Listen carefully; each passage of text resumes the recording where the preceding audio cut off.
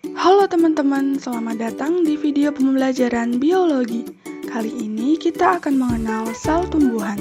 Sel adalah unit terkecil kehidupan dari organisme hidup, baik itu manusia, hewan, tumbuhan, atau bahkan bakteri. Dalam video ini kita akan membahas struktur dan fungsi dari masing-masing sel tumbuhan. Tujuan pembelajaran mengenal sel tumbuhan adalah 1. Mengidentifikasi struktur sel tumbuhan. 2. Memahami hubungan antara struktur dan fungsi sel. 3. Menjelaskan komposisi kimiawi sel. Sel tumbuhan memiliki struktur yang terdiri dari berbagai macam bagian. Bagian-bagian tersebut antara lain retikulum endoplasma, kloroplas, mikrotubulus, vakuola, membran sel, peroksisom, dinding sel, sitoplasma, mitokondria, badan Golgi, nukleus, dan ribosom. Dinding sel. Dinding sel merupakan bagian yang ada di dalam sel tumbuhan dan menjadi bagian paling luar dari sel. Ada 3 bagian pada dinding sel, yaitu lamela tengah, dinding sel primer, dan dinding sel sekunder. Sebagian besar penyusun dinding sel adalah selulosa. Selain selulosa, hemiselulosa, dan senyawa pektin juga ikut menyusun dinding sel, sehingga memiliki fungsi untuk melindungi dan menyokong atau memberi bentuk sel, serta membuat bentuk sel tetap tidak berubah-ubah. Membran sel. Membran sel merupakan lapisan paling luar yang menyelubungi seluruh badan sel. Struktur membran sel terdiri dari 2 macam, yaitu fosfolipid dan protein. Membran sel memiliki sifat selektif permeabel yang menunjukkan bahwa membran sel hanya dapat dilalui oleh zat atau ion tertentu. Zat tersebut seperti asam amino, glukosa, dan gliserol. Fungsi membran sel yaitu untuk melindungi bagian dalam sel dan dapat membatasi dengan lingkungan yang ada di luar sel. Fungsi lain dari membran yaitu untuk mengatur keluar dan masuknya zat yang menuju ke dalam atau keluar kemudian meninggalkan sel. Sitoplasma. Sitoplasma dapat disebut sebagai protoplasma yang merupakan cairan di dalam sel dan terletak di luar inti sel. Kalau dilihat secara mikroskopik, sitoplasma itu homogen dan jernih serta beberapa daerah di sitoplasma ada yang berbentuk granular atau butiran, fibrilar atau organel berbentuk seperti benang-benang halus atau filamen, atau vakuolar. Sitoplasma berfungsi sebagai tempat menyimpan bahan kimia untuk metabolisme sel, seperti protein, lemak, dan enzim. Tempat menyerap air sesuai kebutuhan sel, menjaga keseimbangan air dalam sel, pelarut senyawa dan protein dalam sel, serta berfungsi sebagai kerangka sel. Hal ini karena sitoplasma merupakan tempat organel-organel sel yang dilindungi sehingga memberikan bentuk pada organel-organel sel di dalamnya. Mitokondria. Mitokondria terdiri dari 2 bagian, yaitu membran dalam dan membran luar. Membran dalam bentuknya berbelit-belit seperti labirin. Di antara membran dalam dan luar, terdapat celah yang disebut intermembran space. Mitokondria secara menyeluruh berbentuk bulat lonjong yang di dalamnya terdapat sitoplasma. Mitokondria berfungsi sebagai tempat respirasi aerob dalam pembentukan ATP dan sumber energi. Karena fungsi organel sel tersebut menjadikan mitokondria dikenal sebagai gudang penghasil energi pada sel atau the powerhouse of cell. Ribosom. Ribosom merupakan organel sel berbentuk kecil yang berupa butiran nukleoprotein.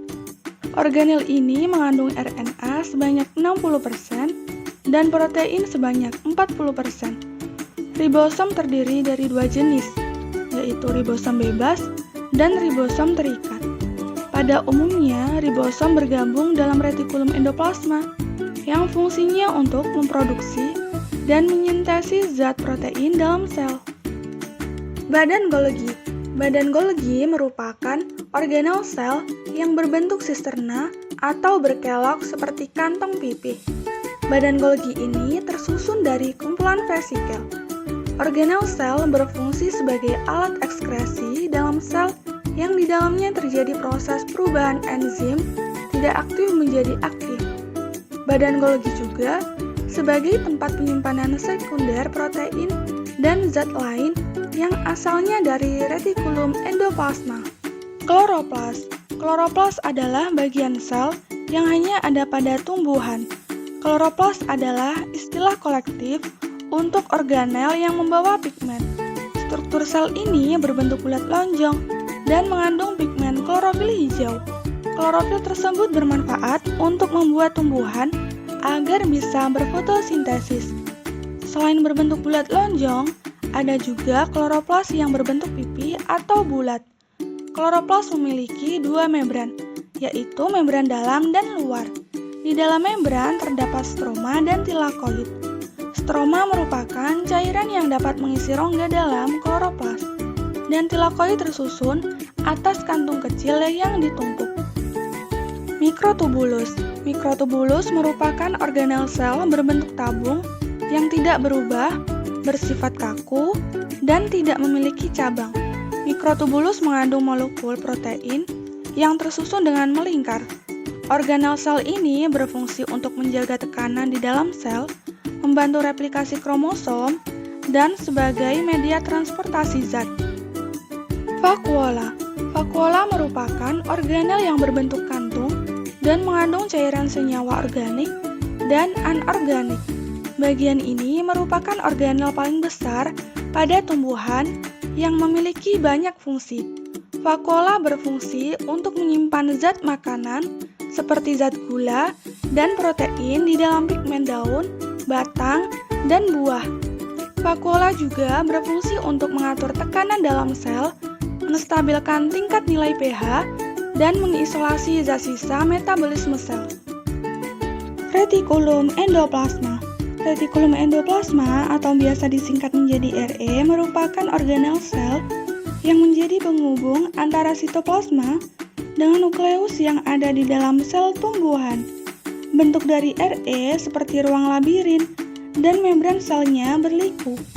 RE dibagi menjadi dua macam, yaitu retikulum endoplasma halus dan kasar. RE halus tidak ada ribosom, sedangkan RE kasar terdapat butiran ribosom pada bagian permukaannya. Selain sebagai penghubung, retikulum endoplasma juga berfungsi sebagai pengangkut sintesis lemak dan serotit serta tempat penyimpanan beberapa zat seperti fosfolipid, glikolipid, dan steroid. RE juga bermanfaat untuk detoksifikasi drag dan racun. Nukleus. Nukleus atau inti sel merupakan sel yang letaknya di dalam sel eukariotik. Nukleus mengandung materi genetik berbentuk DNA, di mana di dalamnya terdapat informasi mengenai genetik. Fungsi dari nukleus yaitu untuk mengkoordinasikan proses metabolisme seperti sintesis protein dan pertumbuhan sel. Paroksisom. Paroksisom memiliki kandungan enzim oksidatif yang merupakan organel sitoplasma dalam sel tumbuhan.